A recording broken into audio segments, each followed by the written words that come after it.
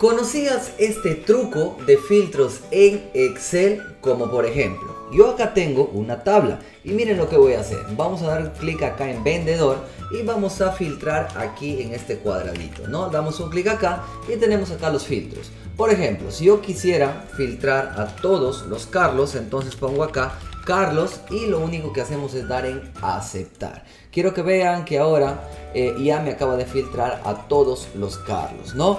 Ahora, si hacemos otro filtro, por ejemplo, venimos nuevamente acá y ponemos por acá Juan, vamos a poner Juan, acepto. Quiero que vean que el filtro anterior ya se borró. Pero ¿qué pasa si yo quisiera filtrar tanto a los Juan y también a los Carlos, ¿no? El truco está en poner, por ejemplo, acá tengo a todos los Juan, yo voy a poner, por ejemplo, a todos los Carlos y acá está esta opción que dice agregar a la selección actual al filtro.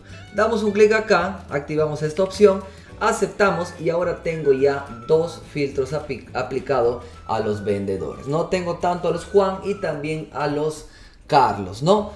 No quiero decepcionarles, pero ahora se utiliza muchísimo también la segmentación de datos, que también vendría a ser un filtro, ¿no? Pestaña, insertar, y a la derecha quiero que observen que tenemos este grupo de filtros y le damos en segmentación de datos. Un clic acá y aquí vamos a elegir por qué columna queremos segmentar o filtrar, ¿no? Yo le voy a seleccionar acá vendedor, damos un clic en vendedor, acepto y me va a saltar este segmentador, ¿no? Quiero que vean que ya está, se podría decir, aplicado a Juan y a Carlos, ¿no? Si quiero borrar acá el filtro, le doy acá en la X, damos un clic y ahora sí, miren, le voy a traer acá a la derecha y vamos a hacer lo mismo. Quiero filtrar por Carlos, acá, Carlos Vázquez.